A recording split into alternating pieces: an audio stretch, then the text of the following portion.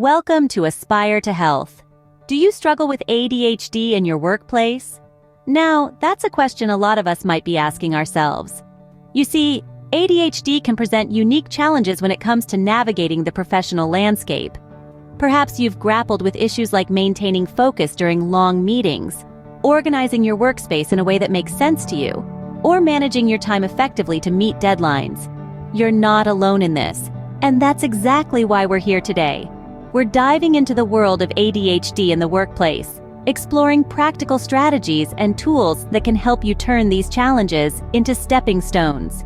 We're talking about everything from disclosing your ADHD to your employer, advocating for accommodations, to optimizing your workspace for maximum efficiency, and managing your time like a pro. So, whether you're just starting your career or you're a seasoned professional, there's something here for everyone. So if you're ready to transform your work experience, stick with us. Firstly, should you tell your employer about your ADHD? Now, this question is a bit like a double-edged sword.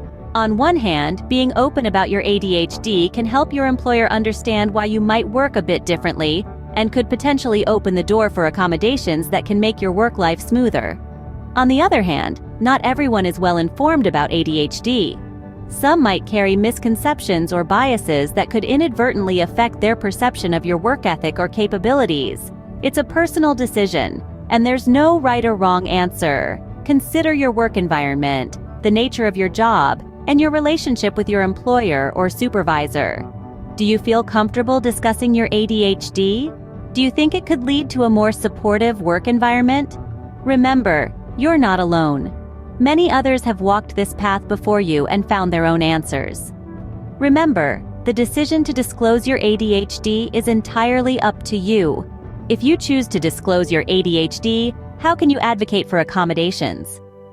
Now, this is where your proactive stance comes in handy. It's essential to know your rights. The law supports you. You are entitled to reasonable accommodations that can help you perform at your best. It's up to you to seek them out. Imagine having a flexible schedule that works with your unique rhythm rather than against it. Or perhaps you need noise-canceling headphones to drown out the office chatter.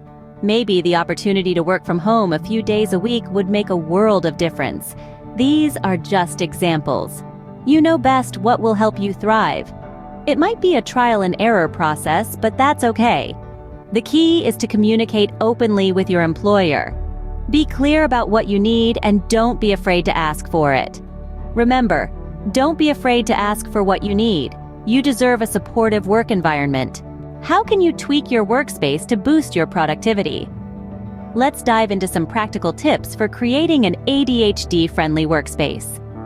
First, let's talk about distractions. In a world full of pings, dings, and rings, it's easy to lose focus on the task at hand. So, how about we take control of those distractions? Try to minimize them. For example, if possible, move your workspace away from high-traffic areas. You might also consider using noise-canceling headphones or playing white noise to block out background sounds. Now let's talk organization. And no, you don't need to be Marie Kondo to do this. Use visual aids to keep track of tasks and deadlines. Sticky notes, whiteboards, color-coded folders. These can all be your best friends. They can help you visualize your workload, prioritize tasks, and keep track of your progress. Also, don't underestimate the power of a designated focus area. This can be a specific corner of your desk, a separate table, or even a different room if you have the luxury. This is a space solely dedicated to high-concentration tasks. By associating this area with focused, productive work, your brain will start to make the connection. Each time you sit in your focus area, your mind will automatically gear up for some serious work. And of course, remember to personalize your workspace. Make it a place where you feel comfortable and inspired. Add a touch of green with a small plant or a motivational quote that resonates with you. This not only boosts your mood, but also makes your workspace a place you actually want to be in. And finally, don't forget to declutter regularly. An organized workspace is a productive workspace. Try to make it a habit to clean up at the end of each day. Trust me, nothing beats the feeling of starting a fresh new day with a clean desk.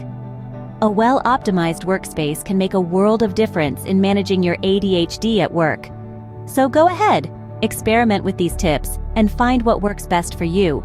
Because remember, the key to productivity is not working harder, but working smarter. Struggling with time management? We've got some tips for you. Time, that elusive concept, seems to fly when we're engrossed in our work and crawls when we're waiting for the coffee to brew. But, regardless of how it feels, one thing is for sure: there are only 24 hours in a day, and we need to make the most of them. So, let's dive into some strategies that can help you manage your time effectively. First up, we have timers. Now, you might be thinking, a timer? Really? But hold on. It's not just about setting an alarm for your lunch break. Timers can be incredibly useful tools for what we like to call time boxing. This is a technique where you allocate a specific amount of time to a task, and then commit to working on it for that period. For example, you could set a timer for 30 minutes and dedicate that time solely to responding to emails.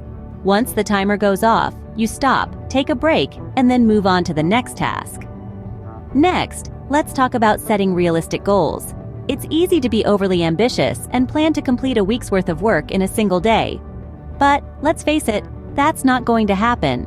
Instead, try to set achievable goals for each day. This not only helps you manage your time better, but also boosts your motivation as you tick off tasks from your to-do list. Finally, we've got chunking. No, we're not talking about cookies here, but breaking tasks down into manageable chunks. Instead of viewing a project as one big, daunting task, split it into smaller, more manageable parts. This way, you can tackle each part one at a time, making the whole project feel less overwhelming. With these strategies, you can take control of your time and boost your productivity. So, go on, give them a try, and remember, time management isn't about cramming as much as possible into your day. It's about making the most of the time you have. So, to wrap up, we've covered some truly essential points today. We delved into the personal choice of disclosing ADHD to your employer, a decision that's entirely yours and should be made considering your comfort and the potential benefits. We also discussed how to advocate for accommodations that can enhance your work experience. It's all about open communication and understanding your rights. We ventured into the realm of workspace optimization too. Remember that minimizing distractions and implementing organization systems can make a world of difference. Your environment plays a huge role in your productivity. And let's not forget the invaluable time management strategies. Using tools like timers, setting realistic goals, and breaking tasks into manageable chunks can help you stay on top of your game. With these strategies, you're well equipped to navigate the workplace with ADHD. Remember, you're not alone, and you're more capable than you think. Thank you for watching today. Please like the video and subscribe to the channel. See you next time as we continue to aspire to health.